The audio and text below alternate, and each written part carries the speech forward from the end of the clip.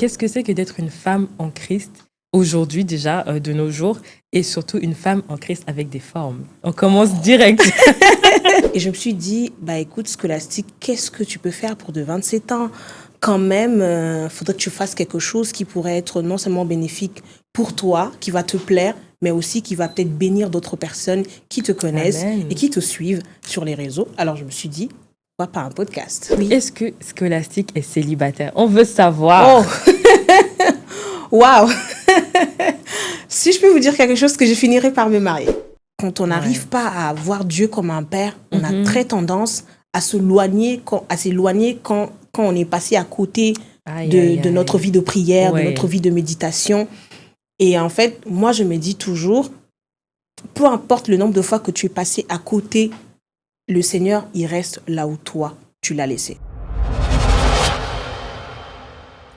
Bonjour à toi qui regarde ce podcast et bienvenue dans Scolastique chapitre 27. Je suis heureuse de vous accueillir, je suis Mathilda, pour ces quelques minutes que nous avons dans ce beau cadre et en compagnie de cette ravissante demoiselle que nous avons là, Scolastique. Oui, Mathilda. Bienvenue à tous. Et alors, qu'est-ce que tu pourrais nous dire aujourd'hui, Scolastique? Comment tu te sens? Ça va, je vais bien. Je me sens un peu stressée, mais je pense qu'on va passer des très bons moments et j'ai hâte de voir ce que ça va donner. Comment ça va se passer, donc voilà. Effectivement, je pense qu'on va passer également de très bons moments. Alors, je commence par répéter une de tes phrases qui est « lumière plus aura », qui est une phrase que te répète souvent justement la servante de Dieu qui est ton amie également, Gwen, que nous saluons par ailleurs et pour laquelle nous rendons grâce à Dieu pour toute l'œuvre qu'elle fait pour le royaume des cieux justement. Et cette phrase-là finalement va conditionner ta vie un peu, va t'accompagner ta vie et vraiment en ce jour qui justement pour tes 27 ans, excuse-moi, j'aimerais bien savoir qu'est-ce qui t'a inspiré finalement ce podcast. Alors, c'est une très bonne question parce que en fait, chaque année, tant qu'humain, on a l'habitude de célébrer nos anniversaires. On aime bien soit le célébrer en famille, soit de faire une fête, soit de sortir au restaurant avec des amis. Chose que j'ai fait jusqu'à ce que j'ai eu mes 25 ans. Mes 26 ans, j'avais pas trop envie de célébrer quelque chose. Je l'ai passé comme une journée normale. Et je me suis dit, écoute, Scolastique, qu'est-ce que tu peux faire pour de 27 ans? Quand même, faudrait que tu fasses quelque chose qui pourrait être non seulement bénéfique pour toi, qui va te plaire, mais aussi qui va peut-être bénir d'autres personnes qui te connaissent et qui te suivent sur les réseaux. Alors, je me suis dit, pourquoi pas un podcast? Alors, je trouve que cette idée est vraiment super intéressante et tellement originale. Et j'ai tellement de questions à te poser, justement, et je pense que beaucoup d'entre nous sommes vraiment curieux. Alors, je vais commencer par cette question-là dont on a parlé d'ailleurs tout à l'heure. C'est qu'est-ce que c'est que d'être une femme en Christ aujourd'hui déjà, de nos jours, et surtout une femme en Christ avec des formes? On commence direct. Ok. Alors, du coup, être une femme en Christ avec des formes, c'est un vrai challenge. C'est vraiment une vraie réalité. Je peux imaginer. Chaque jour, c'est compliqué, surtout dans ce qu'on doit choisir, étant que dress code, vêtements. Des fois, on est caricaturé sans forcément avoir voulu faire quelque chose expressement. En fait, comment je le vis, au départ, je le vivais un peu mal. C'était compliqué. Des fois, tu pouvais mettre un vêtement qui est moulant. On avait souvent tendance à dire, mais en fait, tu vas être une occasion de chute, alors que pas du tout. Et il y a aussi cette pensée où les gens se disent que quand une femme est chrétienne et qu'elle a de forme, obligatoirement, elle doit mettre quelque chose qui est ample. En fait, pour moi, la décence ne veut pas forcément dire quelque chose qui est ample. Quelque chose ou un habit qui est ample fait partie des éléments qui définissent la décence. Mais ce n'est pas... C'est pas une fin en soi, en fait. Exactement. C'est ça. Donc, ce que je veux dire à ces femmes qui me suivent aujourd'hui dans ce podcast, c'est tout simplement essayer de trouver quelque chose qui va à votre corps, où vous vous sentez à l'aise, sans forcément vouloir le montrer. Parce que de toutes les façons, que vous le montrez, que vous le cachez, on finira par le voir. Exactement. Vous êtes la création de Dieu. Vous êtes l'une des machines la plus sophistiquée que le Seigneur a pris le temps de créer. Pourquoi vous voulez cacher les merveilles de Dieu? Point d'interrogation. Franchement, c'est une très bonne question. Et maintenant qu'on a brisé la glace là, avec cette question, j'aimerais juste te demander de te présenter. En fait, qui est Scolastique? Qu'est-ce qu'elle fait? Allez, un petit CV. on veut tout savoir. Oula. Alors, qui est Scolastique? Déjà, je m'appelle Scolastique. Nzaou, pour ceux qui ne me connaissent pas. Je suis étudiante. Je travaille en parallèle en tant que junior logistique. Wow, intéressant. Et je suis créatrice de contenu aussi. Ok. Donc, c'est ce que je peux dire sur moi. Qu'est-ce que je fais d'autre? Je chante. Attends, j'ai une question importante. Oui. Est-ce que Scholastic est célibataire? On veut savoir. Oh, waouh! Si je peux vous dire quelque chose, que je finirai par me marier. Okay. Donc, est-ce que tu as encore un autre truc à nous dire par rapport à justement qui tu es dans le fond? Parce que peut-être que justement, quand on s'approche de toi, on peut se dire, oui, mais cette fille, elle est comme ça, elle est comme ça. En tout cas, entre femmes, on se connaît. On a souvent beaucoup de préjugés, de manière de penser, OK, elle peut être hautaine ou quoi que ce soit. Est-ce que tu aimerais nous dire quelque chose par rapport à ça, en fait? Alors, comme vous pouvez le voir, je suis une personne très souriante. Effectivement. J'aime bien là où je suis, qu'il y ait de la bonne humeur, qu'il y ait de la joie. Et peu importe ce qui se passe, que l'atmosphère soit triste ou fade, pour moi, en fait, c'est apprendre à relativiser. Ça veut dire il y a toujours une solution qui va arriver. Et je suis vraiment quelqu'un qui, quand je suis là, je m'assure de me dire qu'est-ce que je dois apporter comme solution, que de me dire ah ouais, mais pourquoi ça n'a pas fonctionné? En fait, c'est exactement qui je suis. Et qu'est-ce que je peux dire d'autre? Je fais de la musique aussi, je chante, je compose, même si j'ai arrêté. Mais j'espère que je pourrai reprendre très, très bientôt. On espère tous. Si je trouve un producteur. Tu vas trouver par la grâce de Dieu. On est confiant par rapport à ça, en tout cas. Alors, justement, comme on a parlé jusque-là de Dieu, on aimerait bien savoir quelle est ta relation avec Dieu aujourd'hui. Comment est-ce que tu la décrirais? Comment tu décrirais justement ces 27 années? Peut-être pas toujours avec Dieu, mais du moins depuis que tu l'as rencontré. Qu'est-ce qui a pu changer? Qu'est-ce que ça t'a apporté? Qu'est-ce que tu pourrais nous dire finalement sur qui est Dieu pour toi? Ok, alors du coup, j'ai donné ma vie à Christ depuis 2015. Ça fait 10 ans? Attendez, il faut qu'on célèbre, ça fait 10 ans, c'est un anniversaire important ça. Exactement. J'ai donné ma vie à Christ depuis 2015 et je suis quand même passée par cette crise de foi où je ne savais pas comment je devais appréhender les choses de Dieu quand je grandissais.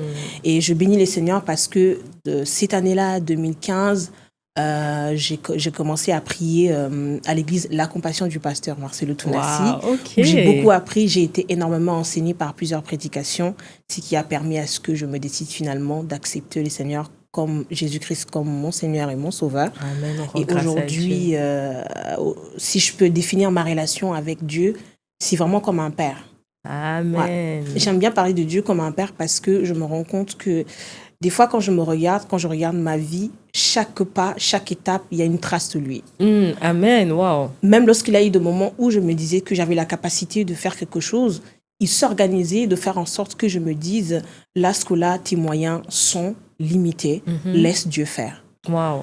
Et récemment, je disais à quelqu'un, quand je regarde comment a commencé cette année et jusqu'à maintenant, je pense qu'il y a eu tellement de choses que je ne méritais pas. Wow. Mais en fait, le Seigneur n'a jamais regardé à ce que je méritais. Il regardait à ce que lui, il avait prévu comme promesse pour ma vie. Amen. Et c'est vraiment un papa très responsable, un papa qui... Je ne sais pas comment le définir, comment le décrire. Et c'est vraiment mon père. J'aime bien l'appeler papa. C'est-à-dire, si quelque chose ne va pas et que je sais que je suis partie loin de lui, ou je me suis éloignée, ou il y a eu une distraction quelconque, j'ai juste envie de revenir à ce pied pour lui dire, je suis désolée, je suis passée à côté de quelque chose. Est-ce que tu peux m'écouter? J'ai quelque chose à te dire. Est-ce que tu peux m'entendre? C'est vraiment cette relation-là que j'ai avec Dieu. Donc, être juste un enfant vulnérable, tu vois. Parce que très souvent, quand on n'arrive pas à voir Dieu comme un père, on a très tendance à s'éloigner quand on est passé à côté de notre vie de prière, de notre vie de méditation.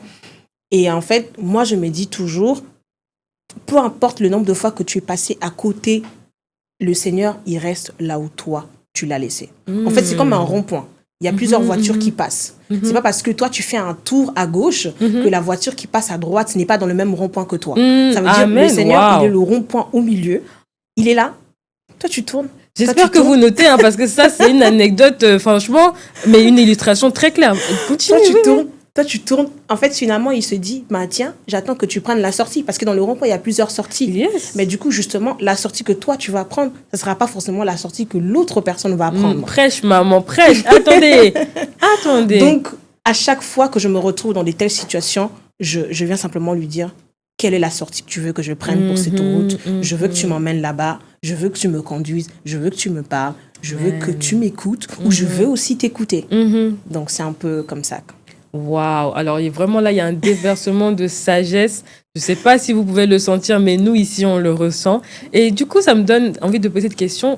Tu dirais par rapport à la restauration, déjà ta restauration, et quel conseil tu donnerais à quelqu'un, à une jeune fille, une jeune femme ou une femme tout simplement qui te regarde et justement sur ce parcours-là, qui se pose des questions, on entend parler de restauration, mais qu'est-ce que c'est que la restauration? Et aussi, on voit, franchement, moi, je te suis sur les réseaux sociaux et donc je sais que tu dégages une confiance en toi, tu dégages une assurance. Merci. Et à chaque fois, ça nous challenge. Je me dis, mais moi, je veux ressembler à Scholastic. Comment est-ce qu'on peut faire finalement pour sortir de notre zone de confort, apprendre à restaurer nos cœurs, développer cette confiance en soi et finalement arriver à dire, OK, j'ai fait du chemin en fait. En fait, ce que je peux dire, c'est que la restauration, c'est un sujet assez large et ça dépend de exactement ce qu'a vécu chaque personne, en fait. C'est vrai. Ta restauration à toi par rapport à la dépression, ça ne sera pas ma restauration à moi par rapport, je peux dire, à la perte, à un deuil, par exemple. Donc, ce que je veux dire par là, est-ce que je suis une femme restaurée? Oui, je crois, en partie, parce qu'il y a des choses que le Seigneur continue encore à travailler en moi, surtout sur un certain sujet. Hein. Je ne vais pas parler de ça ici. Mais on veut savoir, on est là entre nous, on veut savoir quel est le sujet. On connaît tous. Le sujet du on moment. connaît tous le Goumin Gospel, on est passé par là. Aïe, le Goumin Gospel, il fait des dégâts dans nos églises, il fait des dégâts. Et en fait... Attendez, donc Scholastic aussi est passé par Goumin Gospel. Hein. Oh, mais arrête. On note, en tout cas, sachez que donc ça ne loupe personne. Donc, c'est un peu ça. Et c'était, je dirais, il y a 2 ans, je suis passée par ces émotions-là, où je me disais, est-ce que réellement, c'était plus sur un sujet qui concernait le mariage, qu'on va peut-être en parler tout à l'heure.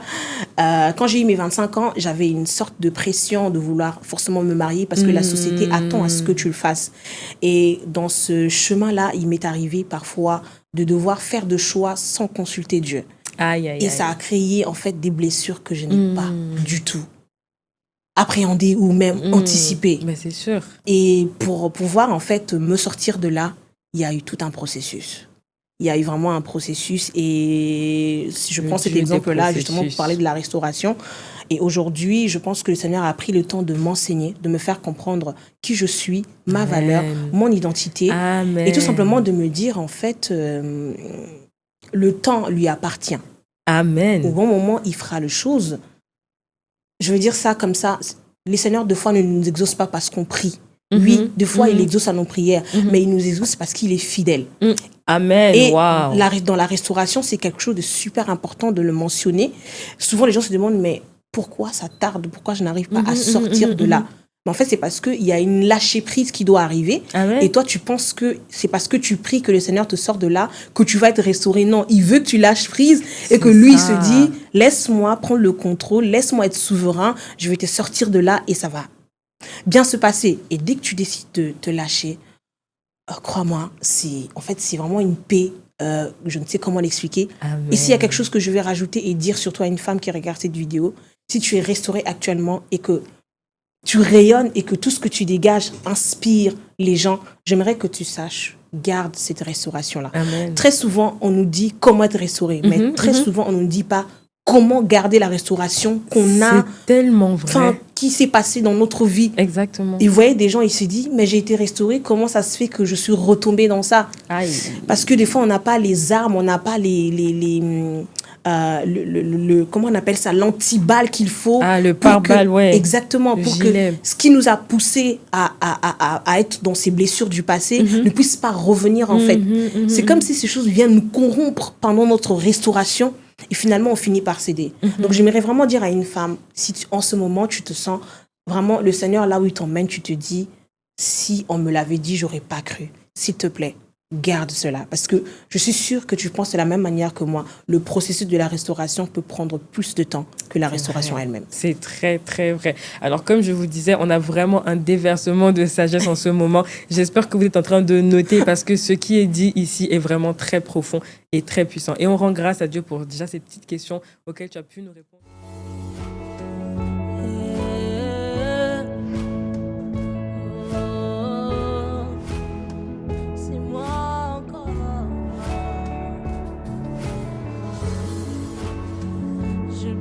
De toi, j'ai besoin de tellement besoin de toi. Tu m'as choisi ce chemin. Je ne te l'ai pas demandé. Je ne te l'ai pas demandé.